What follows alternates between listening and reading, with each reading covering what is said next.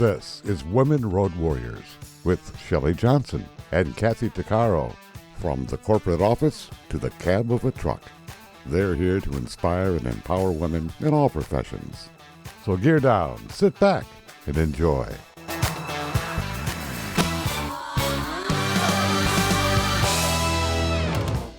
Welcome to Women Road Warriors with Shelley Johnson and Kathy Tuccaro.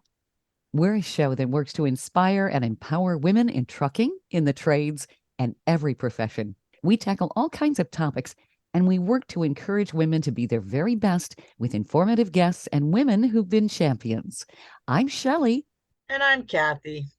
No topic is taboo on our rig. We tackle the tough topics along with the not-so-tough topics. And we like to feature experts, champions, and celebrities who can assist women in being the very best they can be. Being in a relationship can be difficult. Over time, couples can become distant and disconnected. All humans have to feel connected or their relationships will fall apart. There are ways to cultivate a long-term relationship so that it can thrive.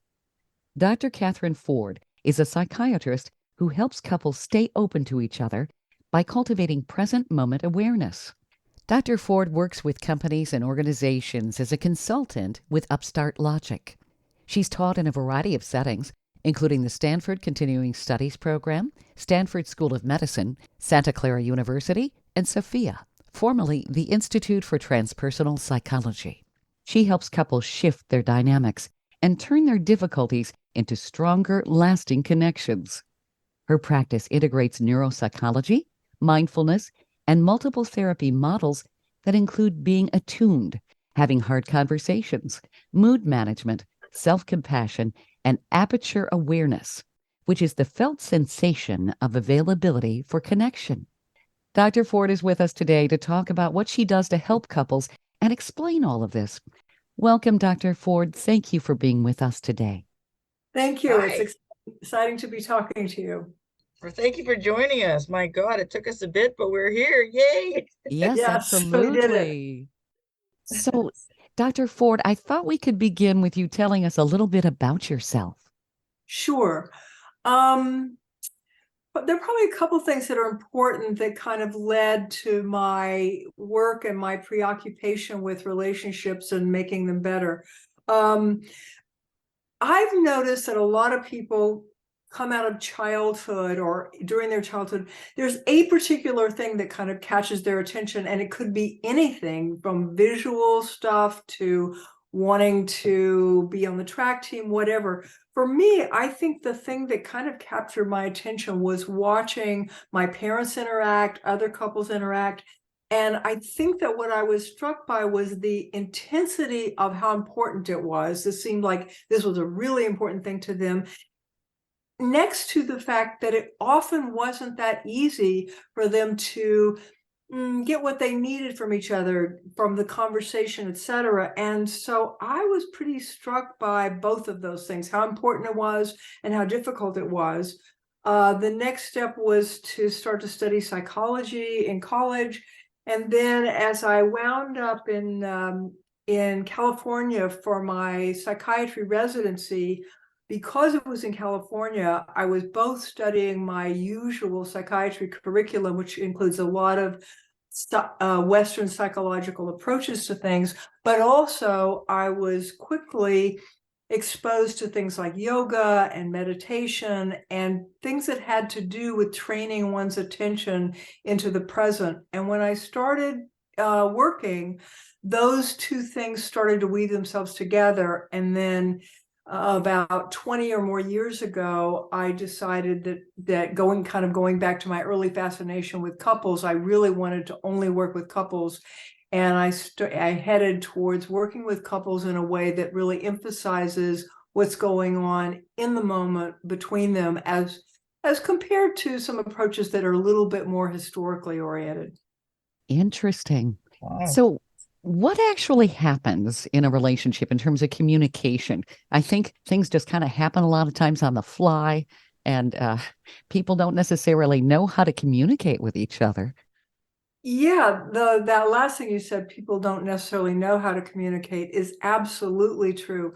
we sort of assume that because we know how to talk and use the English language, we kind of don't realize that when we're talking about important or hard things with people that we're close to, intimate with, who matter to us a lot, that's really a different category of thing. That's not the same thing as telling,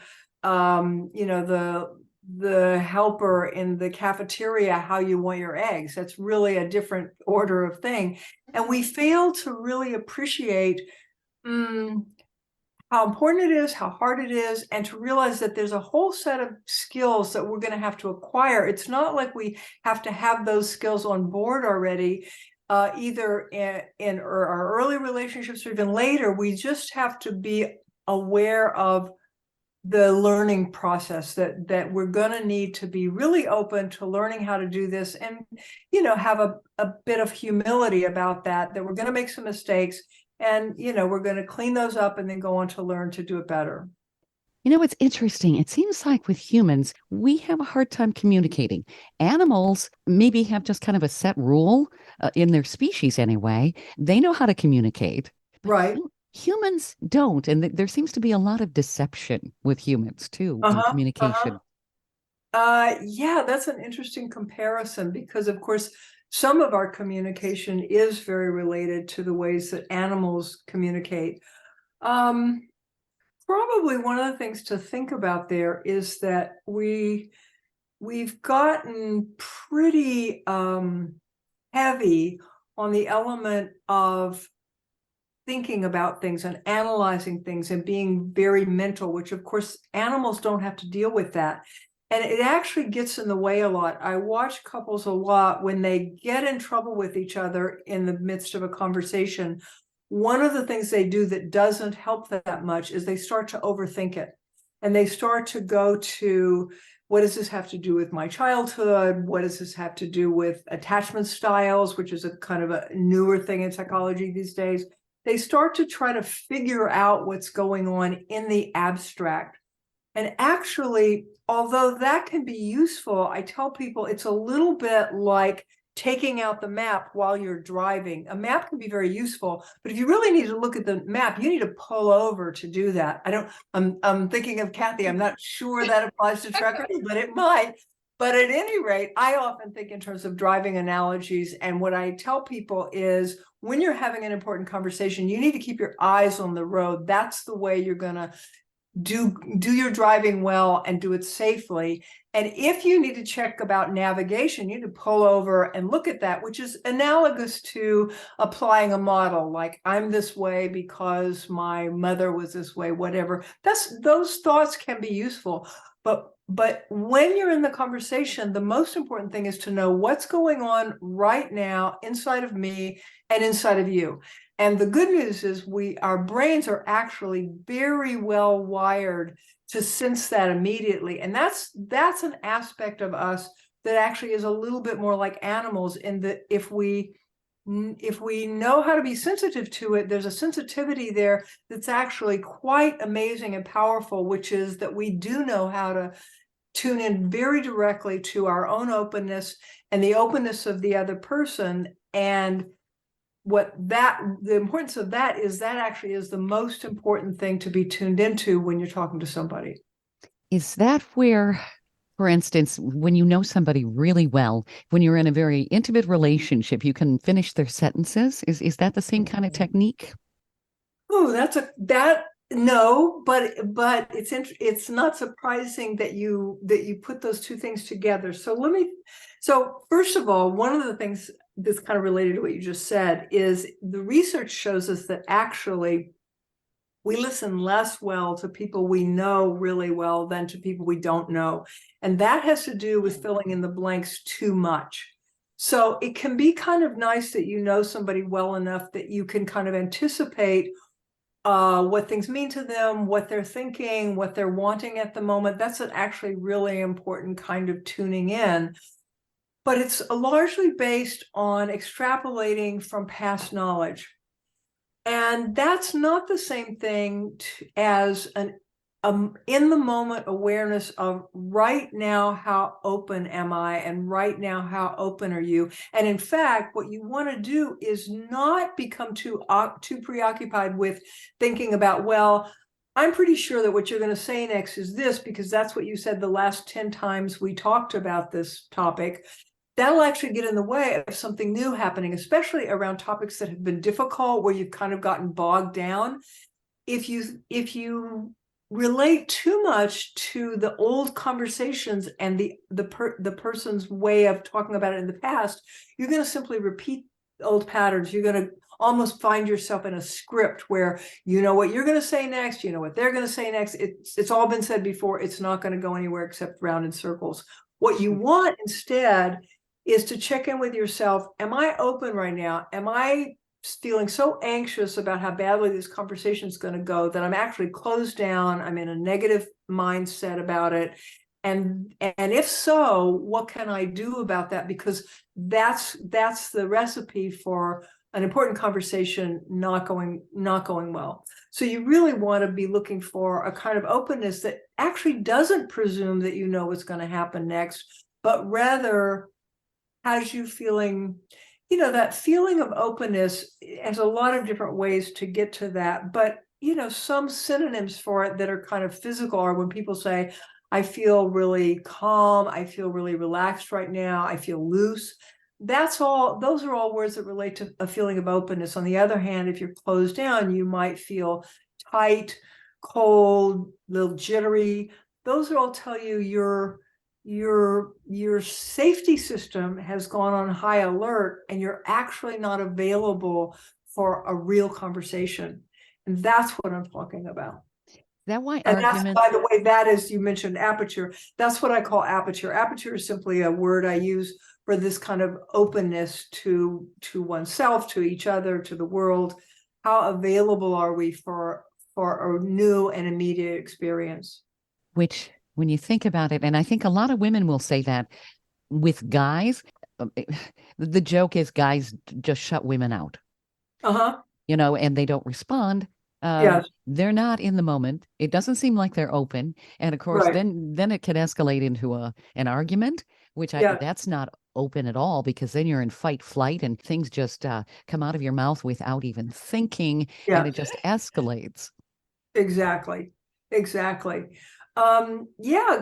think that all of us can close down to anybody. And yes, I think guys can be particularly intimidated by the women that they care about. They're intimidated by how important that other person is to them. They're intimidated just by the sheer fact of, the kinds of knowledge and power that women tend to be a little more tuned into than guys. And so I think guys can often feel at a bit of a disadvantage, especially in a conversation. For all that we've discovered that women can do a lot of things that men do and do them similarly or better, and vice versa. So we've kind of finally softened our rigidity around what gender means.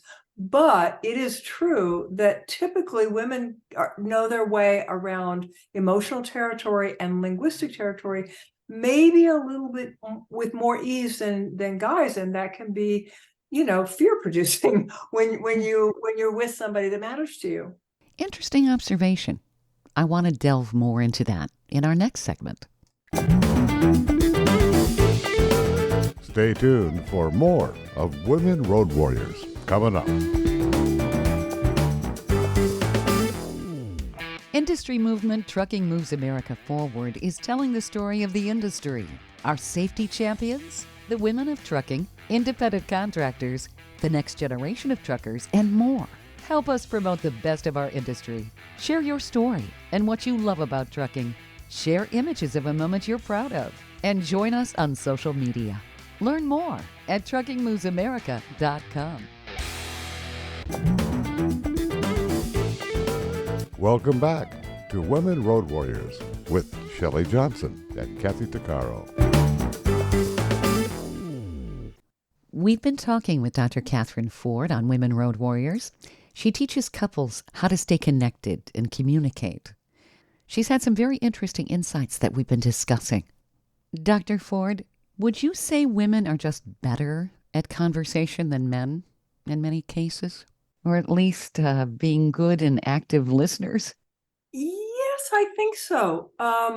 Ages ago, when I was in a training group with a therapist, and there was a guy therapist in that group, and he was talking about his current relationships and said to the leader, says, "I just don't know how I'm going to learn this stuff about relationship." And the male teacher said, "Well, you should probably do what I did, find a really good woman and learn from her."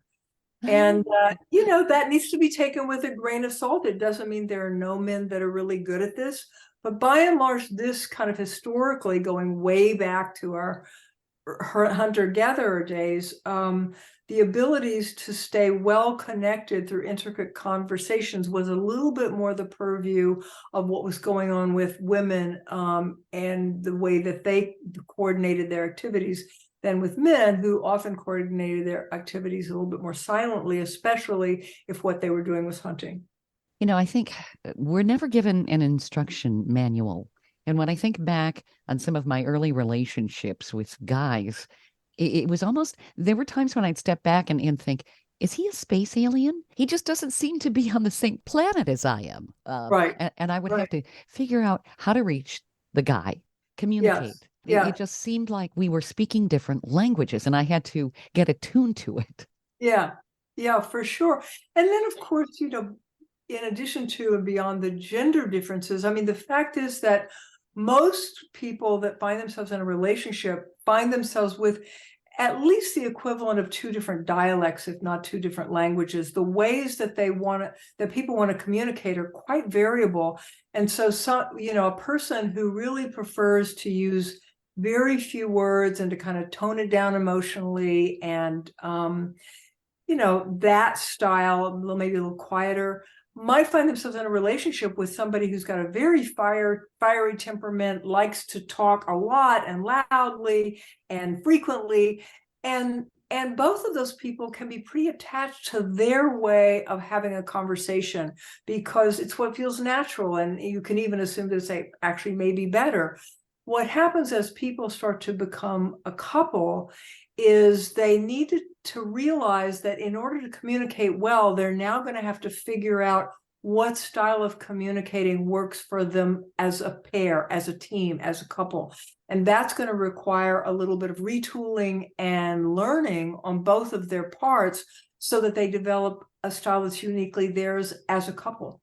And as they do that, then things start to get a little easier. Sounds like your technique is something that should be a requirement before people become a couple or before they get married.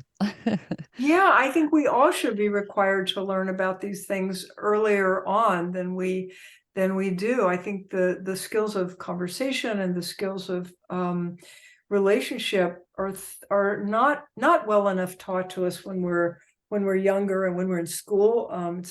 It should be a required course, and it isn't, but that doesn't mean you can't learn it later. You just have to be pretty intentional about that. And you have to realize that spending, sometimes people say, I can't believe it's this hard, or I can't believe it takes this long to have this conversation about this thing. And what's left out of that is realizing you're not just trying to get from point A to point B to talk about a topic, that every time you have a conversation that's a little bit challenging, the other agenda in the conversation is that this is a chance to learn this stuff better. And so if you understand that, you don't end up feeling so confused and sometimes resentful that it's hard, that it takes extra time. I mean, this is the legitimate agenda of people in relationships, is a lot of learning. And in fact, when people say, why is it so hard? It's not so hard because somebody's broken or because you ended up with the wrong person often. It's hard because a whole lot of our adult learning goes on in our important relationships. And that fact is very much not emphasized enough and not understood enough, that we don't learn everything between the ages of 0 and 18. We continue to learn our whole lifetimes if we're willing to and alert to that. But I think at the age of 18, a lot of us think, hey, I know it all. I got it. Yeah. Right. Especially, well, when they're dealing with their parents, you're kind of like, wow, my parents really Right. don't know anything. And then, of course, a couple Right. years later, you're like, well, maybe they know a little bit more. Right. And Right. then you're amazed at, wow, how did they survive? Life's Yeah. kind of tough. Yes. Yeah. Yes, exactly. And of course, learning about relationships is also hard because it might be the most private thing of our lives. It might be the thing that we guard with secrecy more than anything else. If you think about it, often people are willing to talk to you about just about anything except what goes on inside of their couple. So Yeah. the good stuff, the important stuff is happening behind closed doors. It's like a magic act. And the secrets to it are all hidden. And so we don't get a chance to learn about relationships as much as we need to from just watching other people work out their stuff. Most people don't do that very publicly. And I think that there's an element with some people too. Intimate relationships, there's a lot of risk there. You're really bearing your soul to people, to the other Yes. person. You're very vulnerable, obviously with sexual intimacy as well as communication. And sexual intimacy is also communication, but Yes. you really are, you've got to have a lot of trust there. Mhm. And when you encounter someone who, say, is a narcissist, who is not who you thought that person was, Right. that really can be awful. There's no communication there, and you have to really step back. And I'm Mhm. sure you've encountered this too with couples where it's a toxic situation. Yeah, and I heard Kathy humming, and I wondered if she had something she could put in there Yeah, before I put Kathy. in my 2 cents. Well, no, it's just because I was married to a narcissist, and I didn't know that. I was 23 and young, Right. and having no personal coaching Right. as a teenager into what a healthy relationship was. I mean, I come from a very abusive background.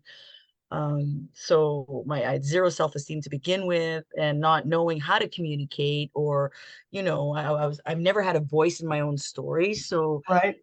trying to do the right thing in my first marriage, I was pregnant, young, all Right. this stuff, and trying to communicate, not knowing I was with a narcissist. I didn't even know what that word meant. Of course. And recognizing that it didn't matter what I just stopped trying to communicate at the end, like, Mhm. because Mhm. everything I would try to say would get flipped around and turned around, and I'm Right. thinking, well, I didn't say that. And so I just it all that did was, after that marriage was over, and I was smart enough to get out after 4 years. Mhm. It still didn't, all it did was teach me to not say anything, right? Because Mhm. I Mhm. already had low self-esteem. I already Yes. had Yes. all these internal conflicts that Right. I didn't know how to communicate. Right. And this is going to sound awful, but in the coming relationships, which I had after that one, which weren't very many, but I used alcohol Right. as liquid courage. Yes. Yeah. Well, Yeah. that's And not I an was atypical pattern, and what you're describing, I'm sure a lot of people can right. relate to.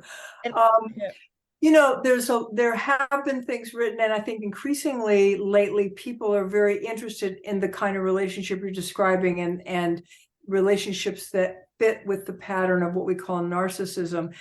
And one of the ways to think about that, and maybe one of the things to know about it, to kind of figure out, well, am I in that kind of relationship?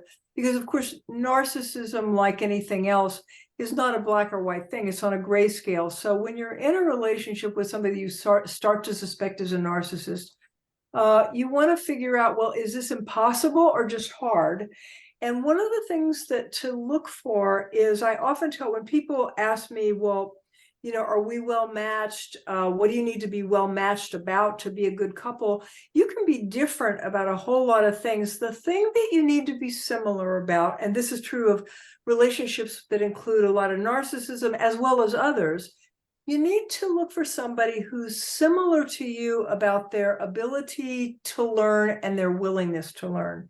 And one of the things that characterizes narcissism that makes it so deadly for relationships is that often what goes with that is an unwillingness and an inability to learn.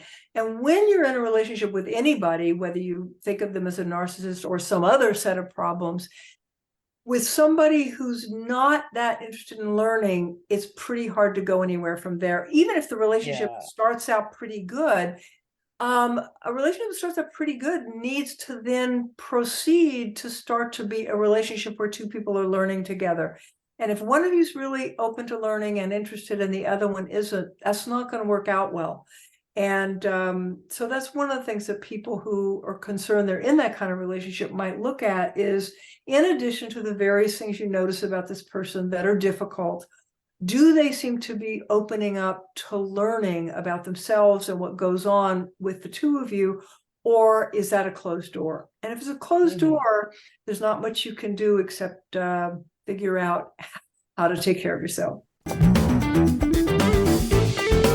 Stay tuned for more of Women Road Warriors coming up.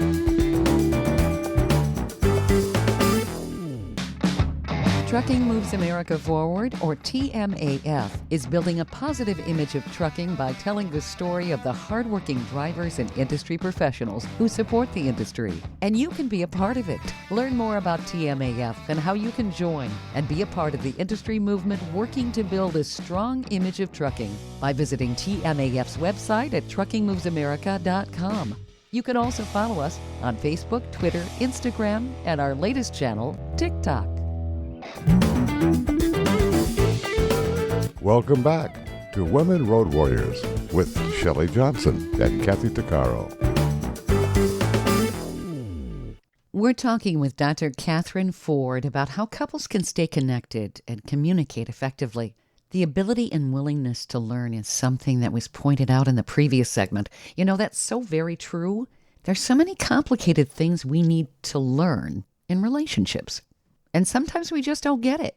You know, when I figured it out, and well, I didn't know, I still didn't figure out I was a narcissist. I just knew that everything it was really bad, and I said, okay, I'm not choosing to live my life like this. So I left after 4 years, and it's really interesting because after 30 years, he's still the same.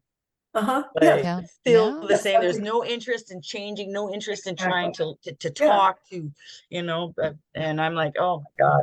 Yes. But in also saying that the distance that I've personally come and grown in my relationships, it took me to the age of 40 when I crashed and burned with, you know, losing my nursing career and ended up going to, I was a really bad alcoholic, and I went to a treatment center for women called Wellspring. And what you did is you lived there for a year, you stepped away from life, and you unlearned everything that you were taught, and then you kind of figured out who you were, right? Yeah. And then I had to learn what I liked, what I didn't, because I was so brainwashed since childhood. So it was quite the process. It took me a total of 2 years of being in this treatment center.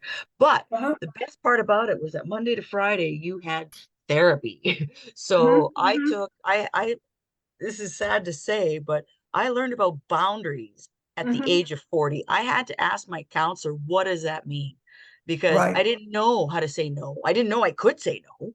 And I didn't realize that I could set boundaries. I honestly, it was such a foreign concept in my mind that when I started a relationship while I was in treatment, my counselor baby stepped me into what a relationship was. Right? And she would purposely make me cancel dates and, you know, stand up for myself and learn to take care of me and not him.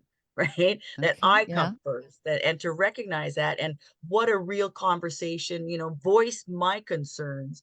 And so I tell you, we were married. I was with that fellow for 8 years. And I think it was the best thing for me to have started the relationship in there with the assistance of a counselor, that I could learn how to talk, how to communicate, because I had no idea, right? And so luckily I was with a really kind, gentle soul who was so patient and loving and understanding. And so it was easy for us to talk, and he would actually listen to what I had to say. But it was a challenge. Today we're still friends, even though we've been apart for 4 years, we're still really good friends, and we can still communicate. And I think I haven't started a new relationship since him because I needed to take Kathy time. But in the coming relationship, everything that I've learned, and I'm also 54, I'm at a different age, right? So I'm more able to take care of my needs, right? And recognize that. But a lot of women don't. They don't. They're so focused on being such a caregiver that they Yeah, forget. sure. Would you say that that's part of the problem in terms of communication and relationships? There's so much caregiving going on, and maybe the woman is taking the role of a mother, and Yeah. and just kind Yeah, of that assuming that that for yeah, I think that's still a pretty common pattern. For all relationships will feel a pull in that direction because we have so much history of women doing that. And I often tell people being unselfish in a relationship is not the same thing as taking care of the relationship at all. There are times that you need to be unselfish and generous, and there are other times that you need to, as Kathy said, stand up for yourself and make sure that your needs are attended to and met. And in a good relationship, there's a back and forth of that. And the two people, what they learn to do is especially at all those moments where one wants one thing and one wants the other, they learn to figure out what they as a couple need to feature in that decision.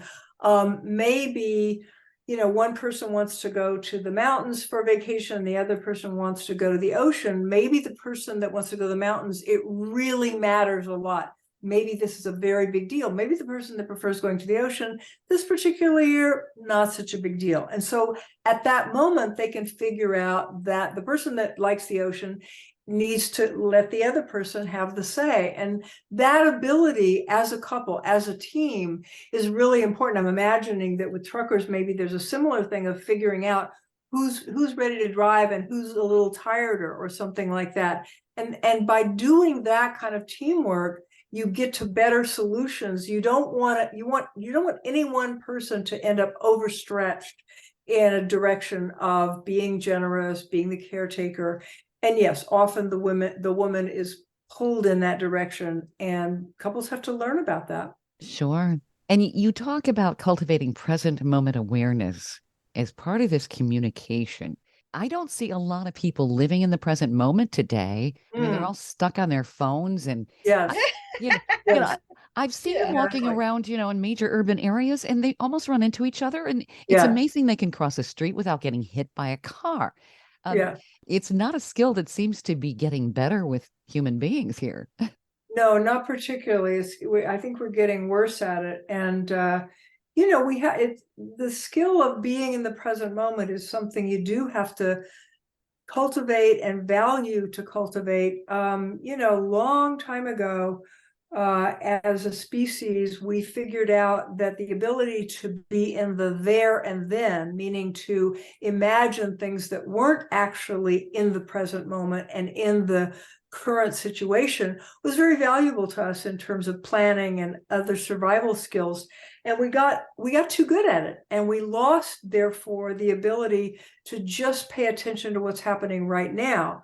Then you go to relationships, and actually it turns out the ability to pay attention to what's happening right now is, I would argue, the most important ability. And to do that, it is possible to retrain yourself to kind of turn that on when you need to, because we don't need it at all times. Sometimes for certain aspects of our work, we are working with our mental functions and with planning functions, etc. But there are other times where we need to quieten that down and instead be just very aware of what's happening right now. And you can learn that. And there's lots of courses now that teach mindfulness. Lots of schools teach mindfulness to the children. Lots of educational centers and lots of healthcare systems now offer short courses in mindfulness, which means helping you to train your attention to be fully present right now. And of course, it's a skill that's very related to being in touch with yourself, which of course is the starting place for for everything that goes on in relationships. What are the skills that couples really need to communicate well? You talk about aperture awareness. I'm not exactly sure what that is. I was But going to ask that same thing. yeah. What is that? Mhm. Yeah, so aperture awareness, as I said, aperture is simply a word I use for opening. Aperture awareness means your awareness of how open you are to contact. And as I said, that awareness is a direct felt sensation. Think of it this way. If I look up now at the window and I see the tree, I don't see the tree by stopping to analyze, well, let's see, branches, green leaves blowing around. Oh, that must be a tree. That takes far too long. I look up, I see it, immediately I know it's a tree. Our ability to sense openness in ourself and another person is like that. We don't know it by figuring it out. In fact, if we try to figure it out, it will get in the way. We know it by starting to just pay attention to what's there. Most people, if I'm in a conversation with them and I say, how open are you right now? Usually pretty instantly, an impression of that comes to mind of like, yeah, I'm pretty open right now. I'm enjoying this conversation with you, etc. Or what might come up is, I'm not open at all. I really don't like what you just said. It hurt my feelings. I'm closing down. So it's that kind of thing. It's actually pretty simple and something that's already kind of in us. We often don't know it's there because we have failed to pay attention to it because we don't know what to do with it. And that comes down to this thing of our mind is busy elsewhere rather than noticing right now I'm closed or I'm open. So that's what aperture awareness means, is I'm aware of whether or not I'm open and whether or not you're open. It's related to another term that we use a lot when we say, I feel defensive. I feel defensive is another way to say I'm closed to you right now. Okay. I prefer to talk about openness and closedness and aperture than to talk about defensiveness, because when I hear the word defensiveness, what comes up for me is something that's kind of like a wall. It's kind of solid. It's not moving. I'm either going to have to go away from it or punch through it. Whereas aperture evokes something that's more fluid and dynamic, which is more what's going on. We can be very defensive one moment, and the next minute, if the person that across from us smiles at us or says, oh, gee, I'm sorry, it looks like that hurt your feeling, we might be wide open 2 seconds later. And so our aperture, our openness is like that. It's constantly changing. And therefore, I think we need to use language that reminds us this is something that's in flux. And if I'm a little bit closed down right now, what do I need to open up? And of course, that question is important because often what we're aware of is, how do I get the other person to open up? And the answer to that is figure out how to be open yourself, because the other thing to know about our openness, in addition to the fact that we can sense it directly and know about it pretty easily, the other thing to know about it is that it's very what we call resonant, meaning my openness will tend to make you more open. It doesn't mean definitely you're going to be open if I'm open, but we influence each other. Likewise, if I'm really closed down and defensive, as I said, it's going to be harder for you to be open in that conversation. And so when I'm sitting there thinking, God, I just don't know how to get this person to listen to me, they're so closed down, first thing you should do is check in with yourself. How open am I? What you often find is you're kind of nervous about this conversation. And so you're behaving in ways that are signaling the other person, this is not a totally safe space. And so they're closing down, and the more they close down, the more you close down, and pretty soon you're both very closed down. And your leverage about that is in figuring out, how can you help yourself be open? And that goes to things you were asking about. What are the conversational skills that couples need to know? They need to know how that anytime something doesn't feel good in a conversation, the place to look is, how open are we? And if the answer is not very, the place to look to get reopening is in the direction of reassuring each other about whatever's going on. I might need to say to you, I'm scared that you're not going to like me talking about going to the mountains for vacation. And if you could just reassure me that we're going to at least have a good conversation about this, that would help. that signals the other person that this is not a totally closed situation, but that the two of you need to adjust something. And so the other person might say, of course, I'll have a conversation with you about this. That's what I was trying to do. And then you might, both of you, open up a little bit more. So we often need to reassure each other about our intentions, about our value of each other. The reassurance sometimes is as simple as, I care about you. I care about this conversation. I'm going to do the best I can. Help me do that. And to remember that this is a teamwork. If you fail, you're going to fail together. If you succeed, you're going to succeed together. And how can you help each other succeed, especially with difficult conversations? Stay tuned for more of Women Road Warriors coming up.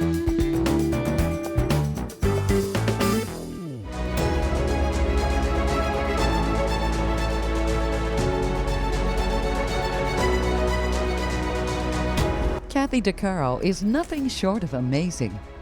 She not only drives the world's biggest truck as a heavy equipment operator in northern Alberta, Canada. She's an international motivational speaker and the author of Dream Big, an autobiography about overcoming a lifetime of trauma and abuse that led to dreams of success. Kathy inspires people the world over to change their lives and improve their self-worth. Her book will change your life. She's passionate about personal growth and believes anyone can change their circumstances and overcome their obstacles if they believe in themselves. Her life will amaze you and seriously inspire you. Be sure to order a copy of her book, Dream Big, on Amazon.com.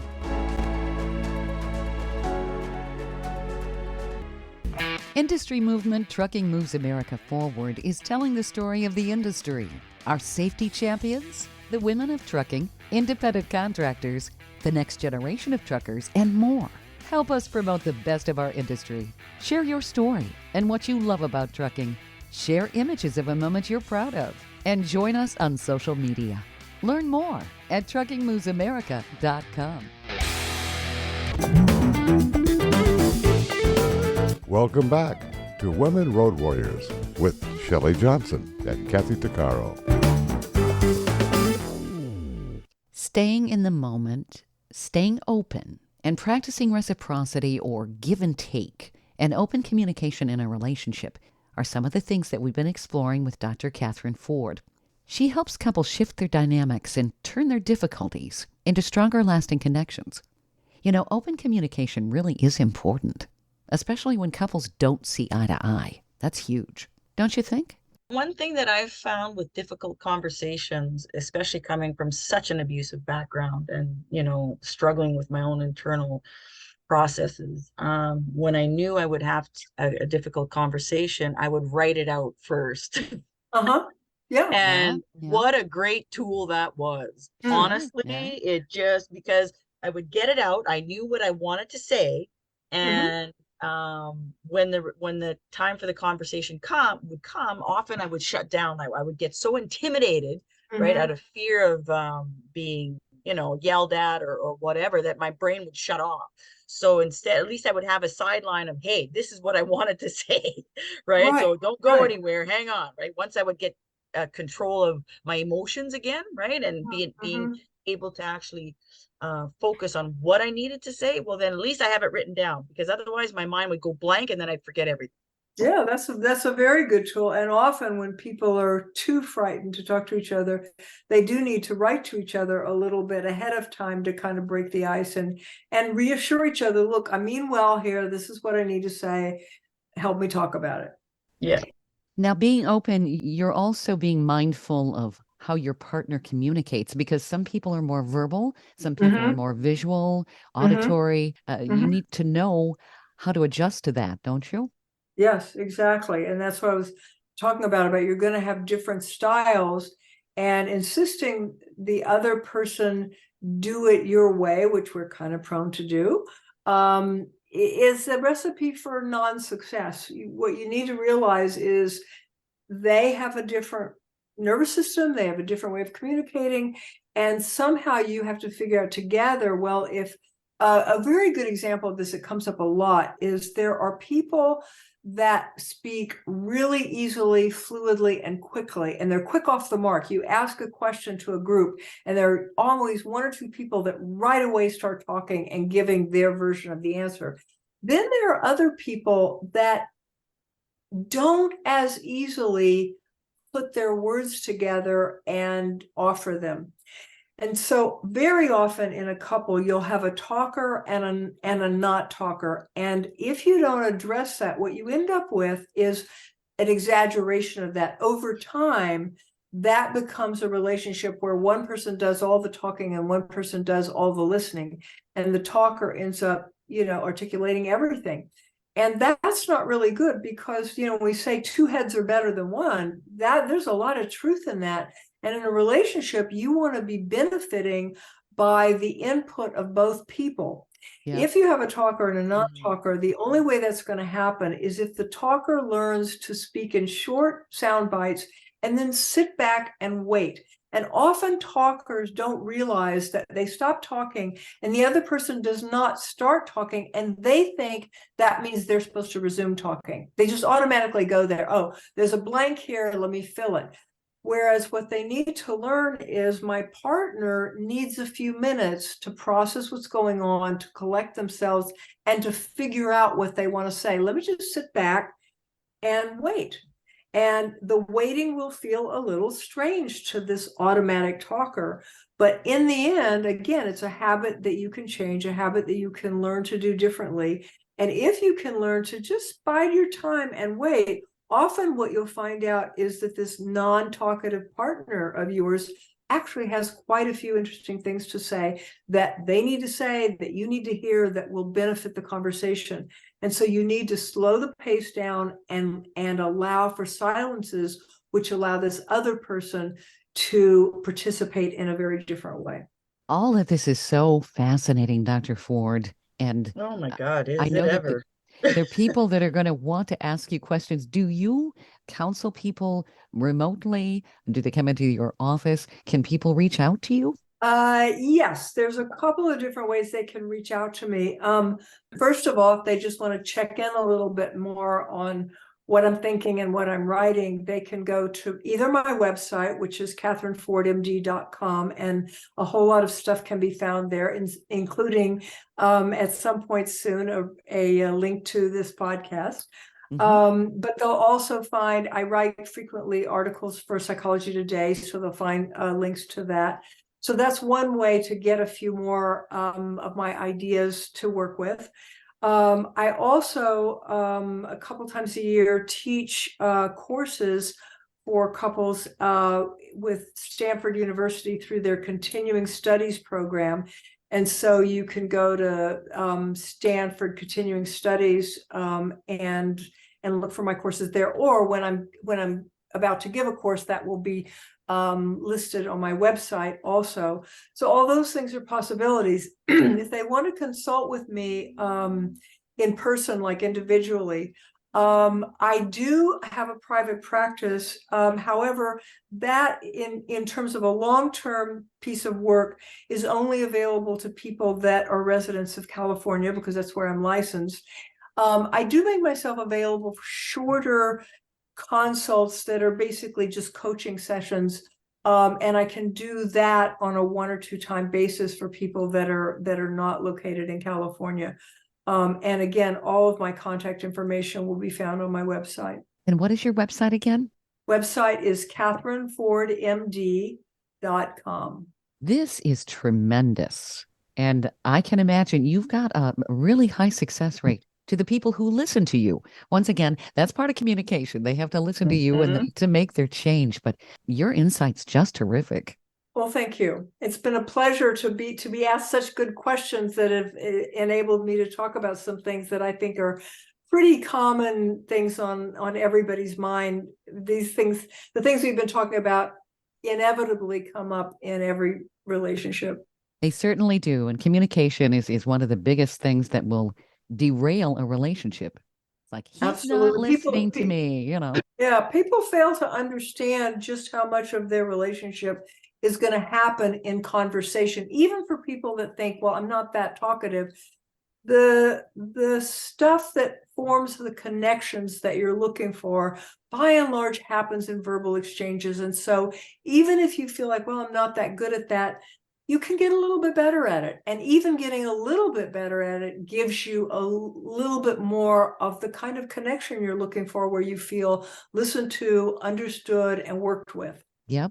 Practice makes perfect. No doubt about that. One last thing, and what I want to say is for what I've understood at this point in my life is that the relationship with myself enables me to do better in relationships with other people, because Yes. now I'm at a point in life where I need to be able to recognize who I am and what I have to offer and what I have to say, and hold my ground, stand on my own 2 feet, and vocalize the importance of what it is I want to communicate here, Yes. right? So I think that's a vital important for people out there, just to take that time for you to figure out who you are, what you want, Right. and what you like, Yeah. what you don't like, and Yes. not just latch on to somebody because you Yes. need that, right? Yep.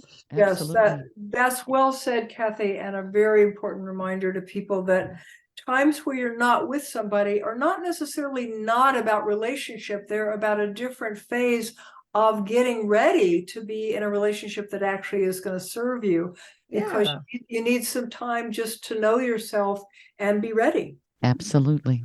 Thank you, Dr. Ford. This has been terrific. You're so welcome. Thank you so much. This was great. Oh, Yes.